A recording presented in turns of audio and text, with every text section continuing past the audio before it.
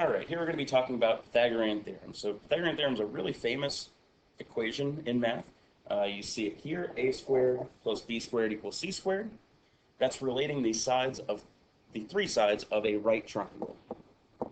So the A, B, and C are talking about the side lengths of the triangle. And this is always true. If we have a right triangle, it's always true that a squared, the number a times itself, plus b squared will always add up to c squared. So that a and b are always talking about the legs of that right triangle. When I say the legs, I'm talking about the two shorter sides that are connected at the right angle. Those are the two legs. That's leg number one. That is leg number two. It doesn't really matter which one's A and B. I always think about A as the shortest one, B as the next longest one, because C has to be the longest side, or the hypotenuse of the right triangle. So we're always going to have these two shorter sides that are connected at the right angle, and then directly across from that right angle, we're going to see the hypotenuse, which has to be the longest side. So it doesn't matter which one's A and B. I'm going to call this one A, and this one B. You can flip those if you'd like. The hypotenuse has to be C. Because you can see on this side, it doesn't really matter. If we're going to add those together, you can flip-flop those numbers, but it definitely matters which one is alone on the right side of that equation. We can also see in that triangle we have a right angle, as we will always in a right triangle. So the important thing about the Pythagorean theorem is that if we're given two sides, we can find a missing side. So, first thing, we just need to make sure that we're labeling everything correctly and we know which one's the hypotenuse. So it might be pretty easy. Sometimes it's oriented the right way where you can clearly see which one's across from the right angle. Sometimes it's flipped upside down. So I just want to make sure that you're labeling which one's the legs, or which two are the legs, and which one's the hypotenuse. So we're going to label the legs and the hypotenuse. Then we're going to substitute those two values that we have into the equation. And then we're going to solve the equation. All right, so on example one, I'm looking at this right triangle. It's connecting these two legs at that right angle, 5 and 12. I'm going to say 5 is my A, and 12 is B. If you want to flip those, that's okay. We definitely don't know C, so that is the one that we're missing right now. That's supposed to be a question mark. So I'm going to write the equation out first. A squared plus B squared equals C squared, and then I'm going to substitute in the two values that I know. I know my A, that's 5. I know B, that's 12. I don't know C yet, so I'm going to leave that alone. When you're solving an equation like this, it might look complicated because it's kind of the first time we're dealing with exponents when we're solving, but you really, first step, you definitely want to simplify this side. And we're going to solve this just like we solve any other equation. We're going to use inverse operations to solve it. Before we do that, we want to simplify everything on this side to figure out what that equals. So we're going to do 5 squared, that's 25. 12 squared, that's 144. I didn't change anything about the right side, so I'm going to leave that as C squared. Now I'm going to add those together just to figure out what that actually equals. That's really just 169, so C squared is 169. This is the step where I'm actually solving the equation. Right now it's saying C squared, some number times itself, equals 169. So I really want to figure out what that number is. I'm going to do the opposite operation. The opposite of squaring something is taking the square root of that number. Those operations cancel each other out and leaves me with just, in this case it would just be x. Here I'm looking for c, so I'm going to take the square root of c squared to just give me c by itself. If I do it on the right side, I also have to do it on the left side. That gives me the square root of 169, which is 13. So c has a length of 13. Always double check this. That has to be the longest side, the hypotenuse, the one that's across from the right angle. It's got to be the longest of these three sides. Well, 13 is bigger than 12, and it's bigger than 5, so at least it makes sense in that way. On this second example, I see my right angle is here. So I know the one that's across from it is called the hypotenuse, and it's got to be the longest side, and it's got to be my C. I'm going to call this one A, and I'll label 24 as my b, so I don't really know what a is yet, but I know 24 is b. You could, again, flip those. If you'd like to call a 24 and put your question mark there, that's the exact same thing. You're going to solve it and get the same answer. So I'm going to substitute these in. A squared, I don't know yet. I know my b is 24, so I'm going to substitute that in right away. 24 squared, and 30 is the c. The first step, just like here, we're going to simplify anything that we can. We're going to do 24 squared. I'm leaving a squared by itself because I haven't really changed anything about that. I don't really know what that is yet. But 24 squared is 576. 30 squared is 900. And again, I'm trying to get the variable by itself. I'm trying to get a completely by itself. The first step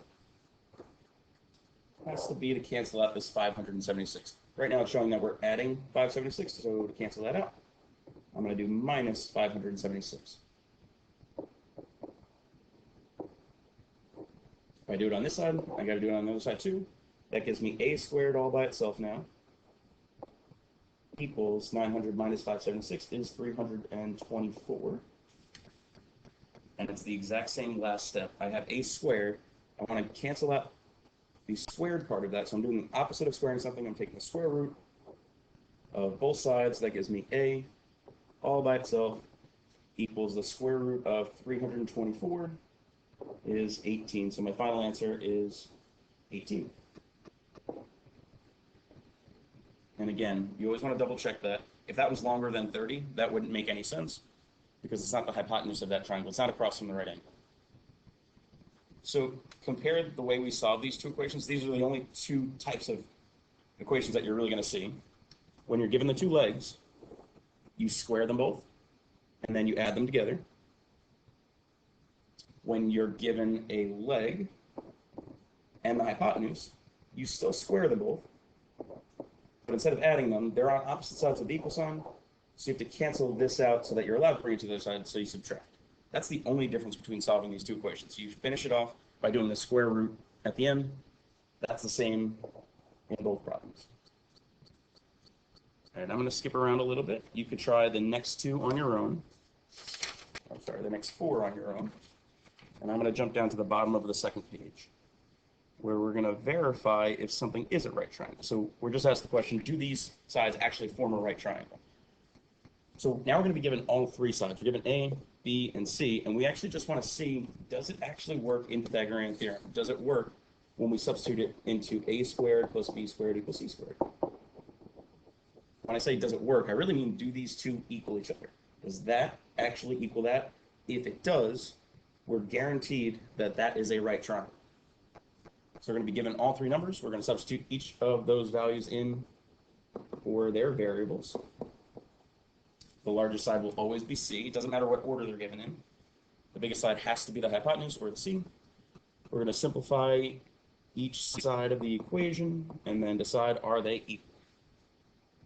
So here, that's my A, that's my B, that's my C. I know that's got to be C, because that's the biggest one. So 34's got to go on that side. I'm going to put 16 and then 30 just because I like the order that they're in. If you want to flip those two, it's not going to change anything. 16 squared is 256. 30 squared is 900. And 34 squared is 1,156. I haven't confirmed it quite yet, but once I put these two together, it's going to make it clear. When I add those two together, I get 1,156, which is exactly what I got on the other side, which means this must be a right triangle. That is confirming that that has to be a right triangle because a squared plus b squared and c squared are the exact same number. I'm going to show that same kind of process on the second one. These are out of order. This has to be my c because it's the biggest one. I'm going to call this a and this b just because I like going in order from least to greatest: 21, 29, and then 42. I know the 42 has to be c because it's the biggest side.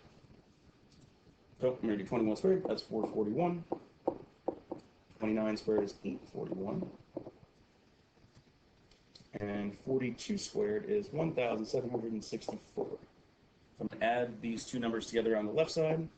You get 1,282, which is not the same as 1,764. So that is not a right triangle. That's all you need to do. Substitute in 3 numbers to see if you get the same thing on both sides. I'm going to do one problem from the very last page, just because it requires that you draw a picture. I want to give you some guidance on how you would do that. So I'm going to do number 9 here. A bus starts, this is on the very, very last page. A bus starts at point A. I'm just going to draw some random point A, and then travels 8 miles directly north on my page. It's going to be straight up. So 8 miles north, and then it makes a right turn and travels directly 14 miles east. That's important that it makes a direct right turn and is traveling directly east. That's creating that right angle there. Going north and then directly east, that's creating that perfect corner there. And that is a right triangle that we're forming. So we want to figure out how far the bus is from its starting point. So how far is the bus currently from its starting point of A? So you can see that we have our right triangle set up. I'm going to label A as 8, B as 14, because those are the 2 legs that form the right angle. And across from that has to be the C that I don't know yet. That's what I'm about to find. So I'm going to substitute those in. 8 squared plus 14 squared equals some C squared that I don't know yet. 8 squared is 64. 14 squared is 196. And C squared hasn't changed yet. I'm going to add these 2 together on the left side. That gives me 260. And that gives me C squared. I got one more step to solve that. I'm going to cancel out these squared by doing the opposite of squaring something. I'm going to square root it. And that gives me 16.12. I'm just going to round that to 16.1 miles.